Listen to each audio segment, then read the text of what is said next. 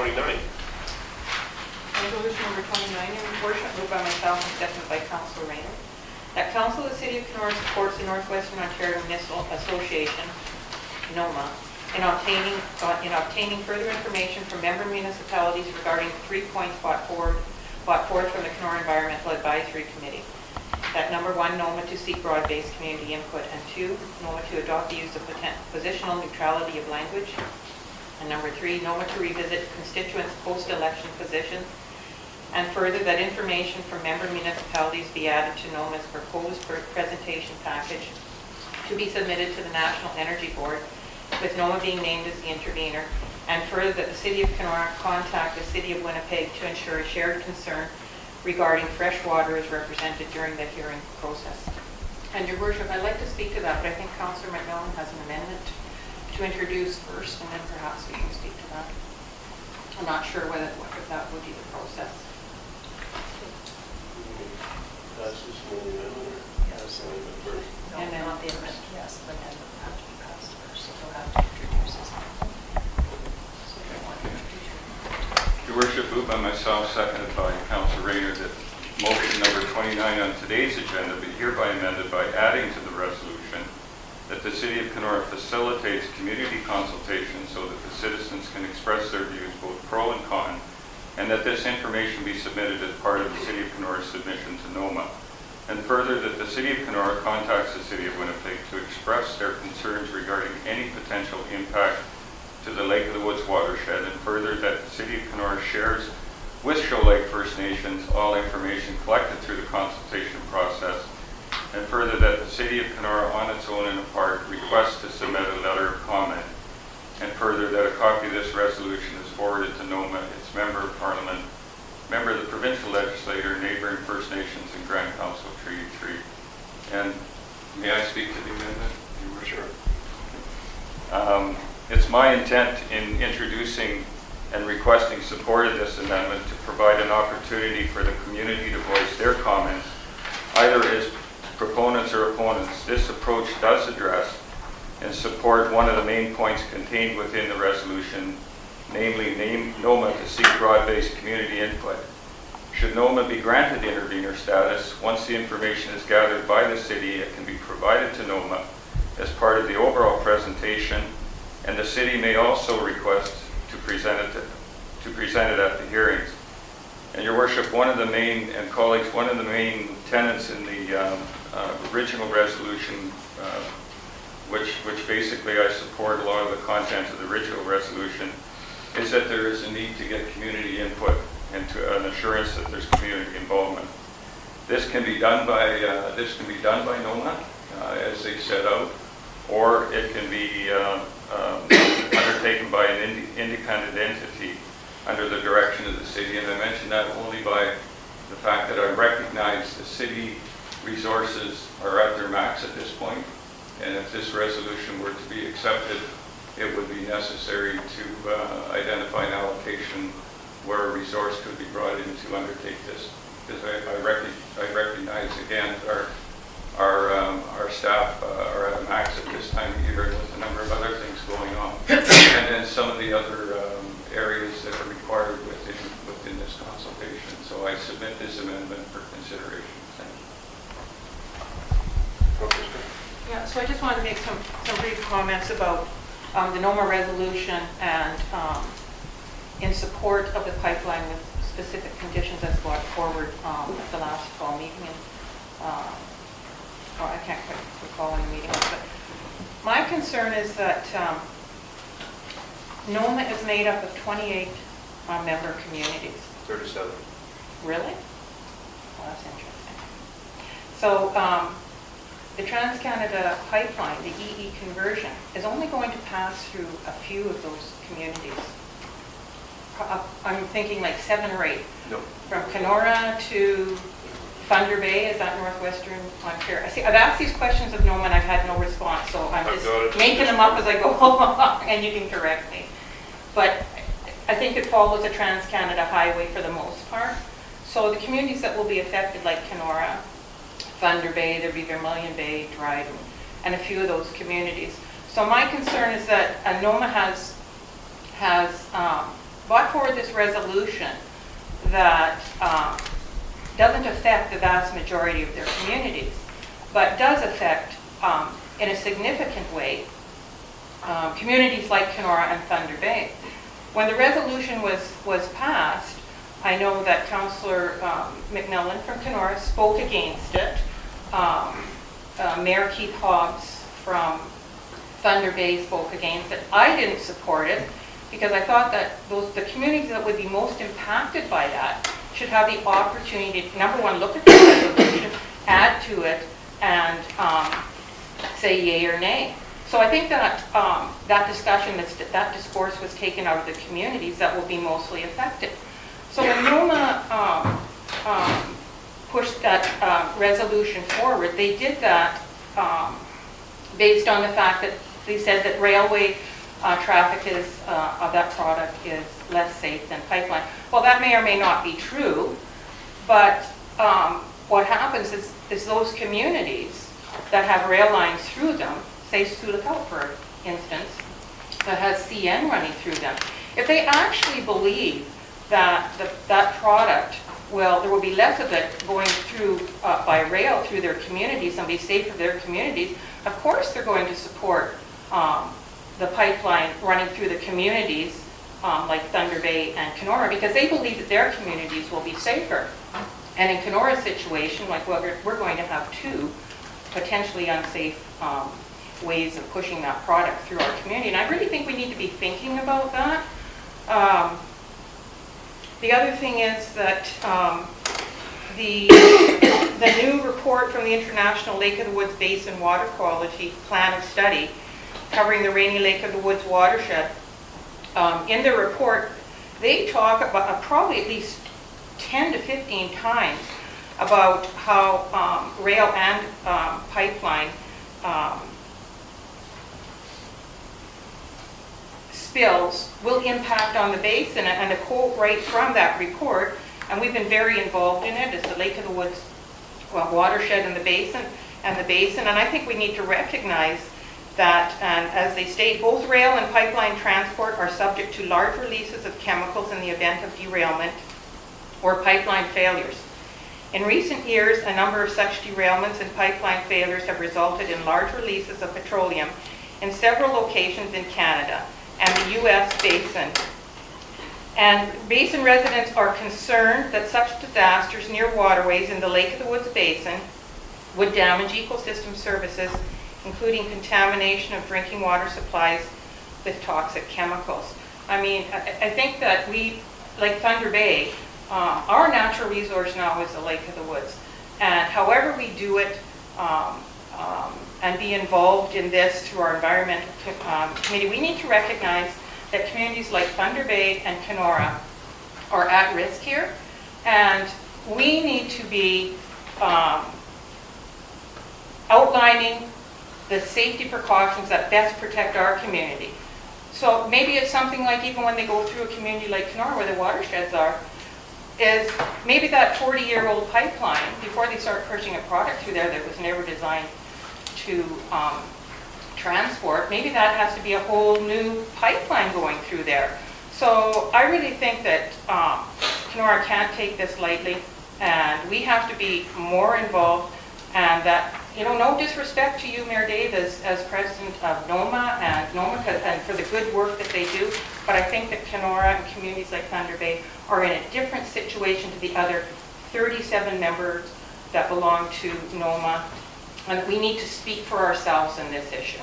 So I do support Rory's amendment, and I believe that we need to be active in this community to ensure that our concerns are addressed for Kenora.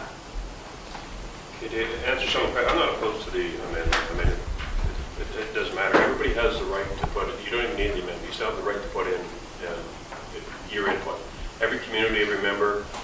To say that we're not taking a serious look at this, I find that offensive, because NOMA represents every single municipality, the 37 municipalities in the NOMA area, basically from Manitoba border to Wawa.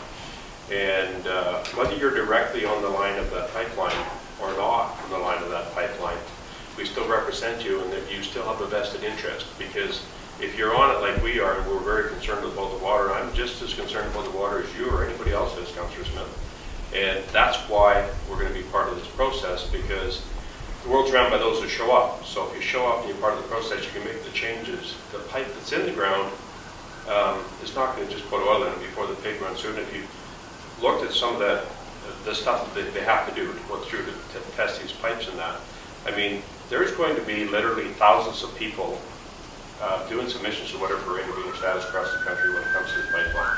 This is not going to go through huge input from the general public and organizations right across this country, let alone Northwest and Northeast North.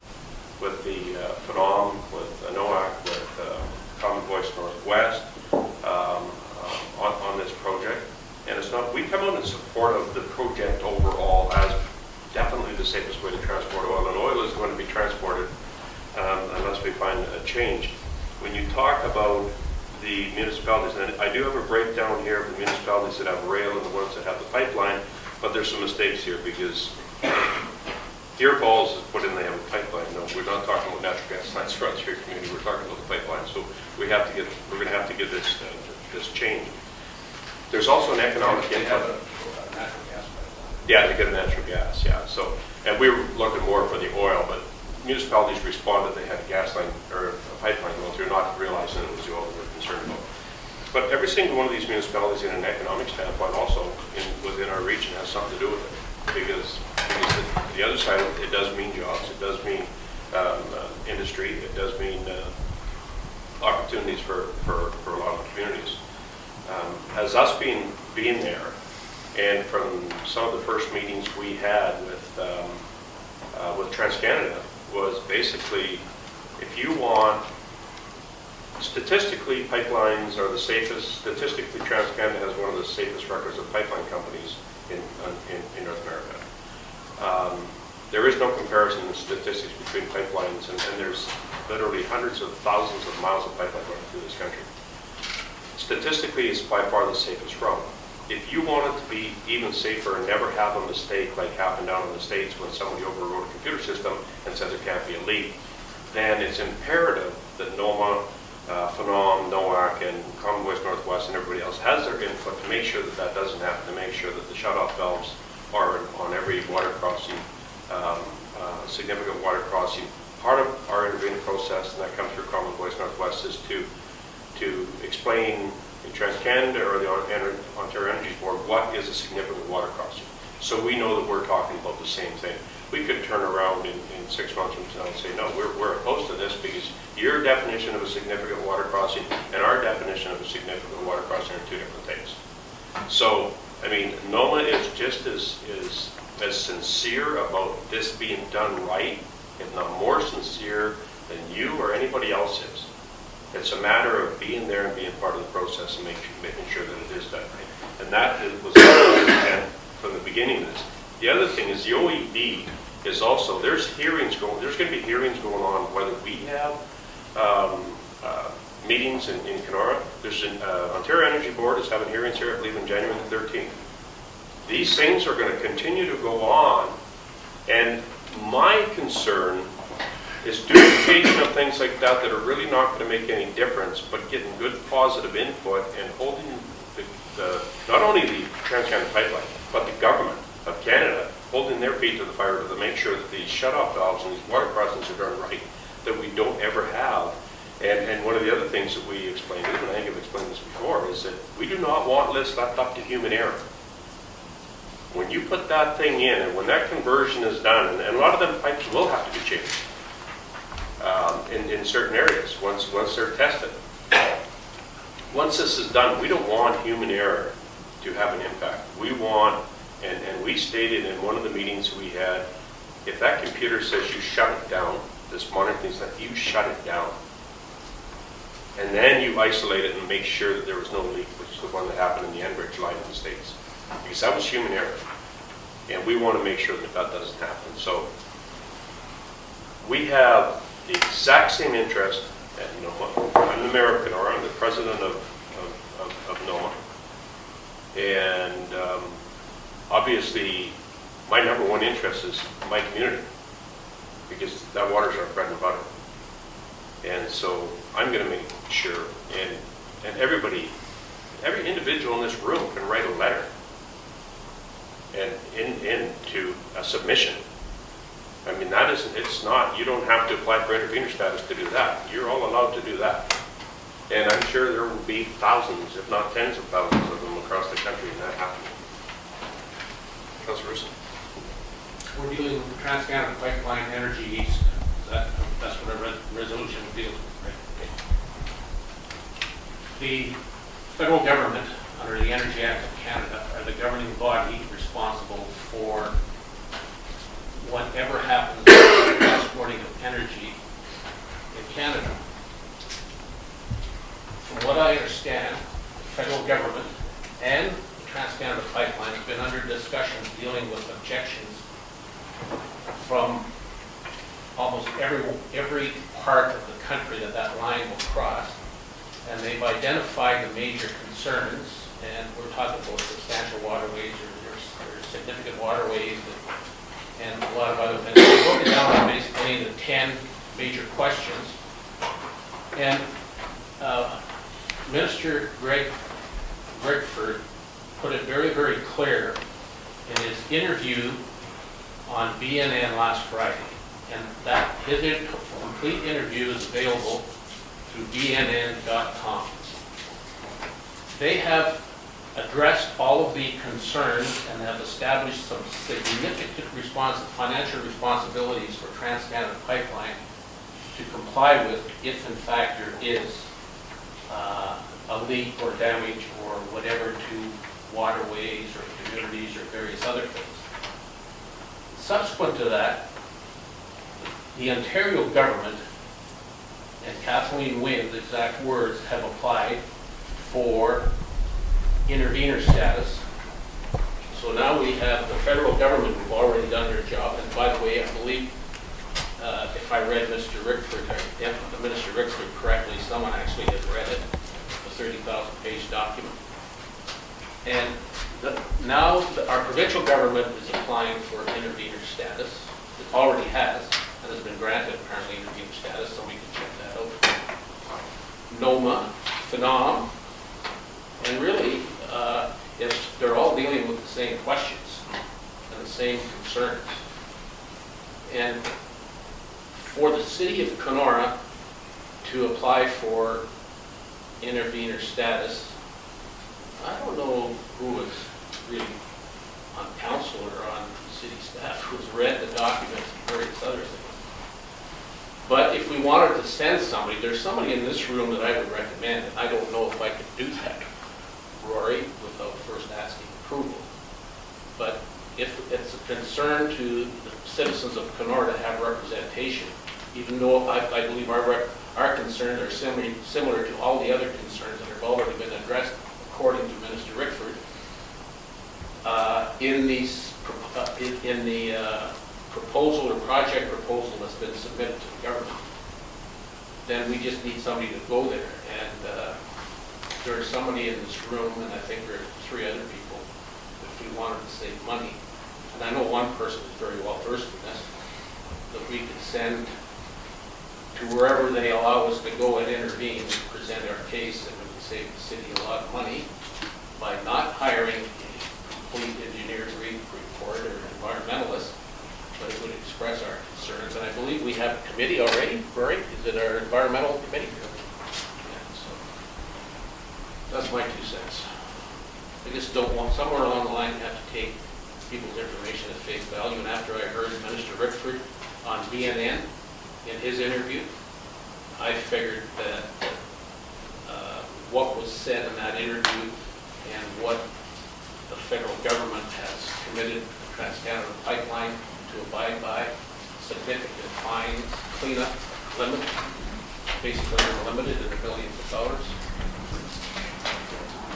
I think if we're dealing strictly with the Trans-Canada Pipeline and transporting oil, then we have to deal with that. And I think Rory's amendment is... I just want to say that I think it was, I'm not sure you should listen to Greg Rickford, but some of his information is suspect. I want to make clear of that. The other is that information that we receive is clear, and I think that's all we're asking for now is an opportunity for Kenora to make their information available to the National Energy Board. And it's important that we somehow start a process of education. We as council have received a lot of information that the city citizens have, and it affects them, not just them, but the future generations who have to live with whatever happens. And one of the things that one death would be enough to create a problem. And I think it's important that we create that caution out there for people to understand that it is dangerous. And we want to take time to take a look at that before it happens, because there are signs. I mean, you just walk to BC and have a little discussion with those people on the coast when it happens. And they'll tell you.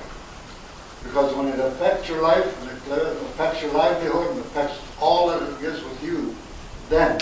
So I'm saying we either defer this motion, or we move with caution. Councillor Ross? I'd add that necessarily financial funds aren't always the answer, because you can reference the Exxon Valdez quite a while ago, and it's still yet to be settled. They're still out in the bottom of the ocean. And from what I've been reading in Louisiana, they're doing the same thing. BP is very slow in coming back. So the financial penalties just don't seem to be deterrent. They've got legions of lawyers, and they'll fight that out and wait it out forever. And that's just the way it is.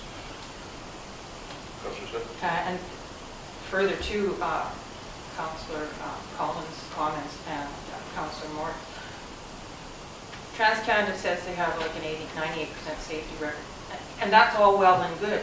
But when we have disasters related to the spill of crude, whether it's by rail or pipeline or by the Exxon Valdez in Cordova, a fishing village in BC, the implications are huge for communities, like the fishing village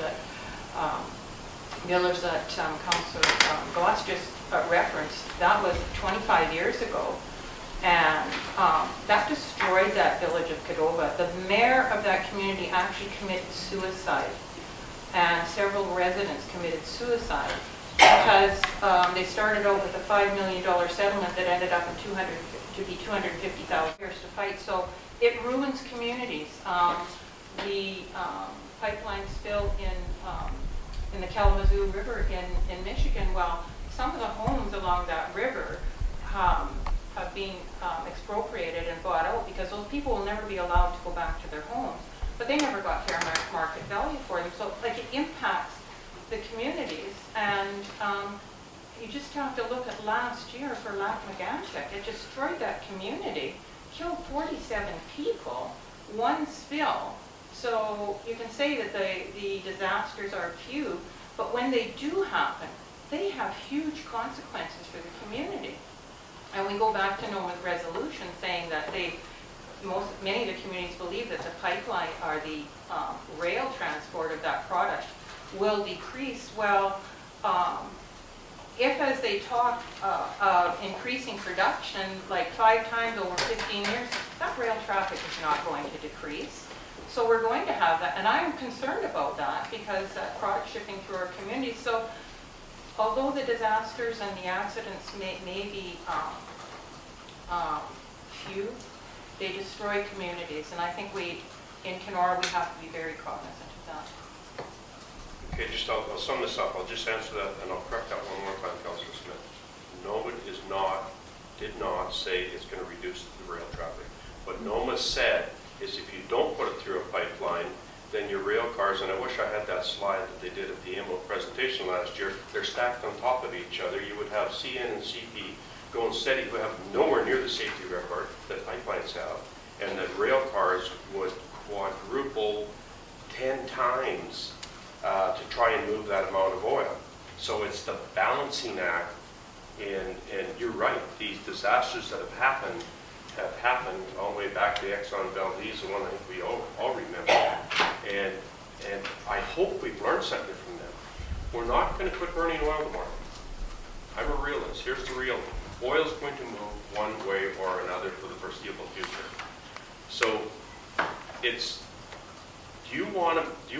another spill? Do you want the things to happen that have happened? Or do you want to make this as safe as possible? And in my mind, by making it as safe as possible, is to be there to be part of the solution. And to make sure that the things that they got away with, whether it was BP in the Gulf, or whether it was the spills, and there's been a lot of catastrophic spills in oceans and around the world, is to make sure that that doesn't happen, that it is done in the best way possible. I believe the amendment to this, and I don't want to speak to the amendment because I don't believe the chair rate, but I'm just saying I think as more information, the amendment should cover the concerns that you had, that Councillor McMillan had, and I can just assure you that NOMA is not taking this lightly. We've had meetings with Phenom, we've had meetings with other groups, there's emails flying back and forth today with NOAC. We're not taking this lightly, we're taking this very seriously, and as long as the oil is going to move, we want it to be done in the safest manner possible for all of our citizens, from the Manitoba border to Wawa. So, Your Worship. Oh, I'm sorry. You know, as a new councillor, the information that's been provided, of course, is overwhelming. And it comes from both sides. They're very well prepared, and there's a lot of great information. But again, we're representing our municipality. And so I totally support what his amendment.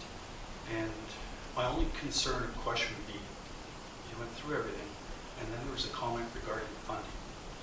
And my only concern is, I followed what was going on in the city of Winnipeg, and you talked about our staff not having the resources or the expertise. The city of Winnipeg, their administration's come forward and said, we don't have that on staff. And they've requested $1 million to hire experts to work as their, on behalf of them as an intervener. So I just don't want that to slide through and all of a sudden down the road, you know, we have to give every consideration before. I totally support what we want to do here, but I just want to be clear on that part of it. Dave, you want me to try? Yeah. Thanks for the question. My reference to funding was, this amendment does not speak to intervener status. This amendment speaks to the pure focus and purpose of getting community input. My comment was that I feel, and I can stand to be corrected by our staff, that our staff are maxed with all that's going on at this time of year, budgets and developments. What I'm suggesting is that we identify an allocation within our new budget to facilitate a community process that could garner the input. Now, this input could be done through supporting NOMA to do it. It could be an independent entity.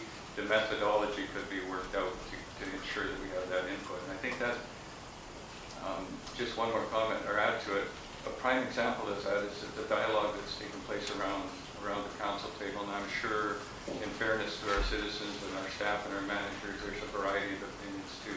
So if we could put together a methodology to garner that information, it's not an application for intervener status, so Dan, thanks for asking that question. Chairman. And I think just further to that, the onus will be on staff to bring back a plan for approval, which will include a budget and methodology for how we're going to move forward if that's the resolution that's passed. And one more, Your Worship, I'd be very prepared to work with staff on that if I were asked to. Okay, resolution 29 as amended. Okay.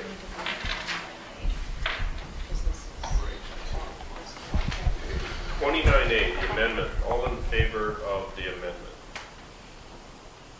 Opposed, if any? It's carried.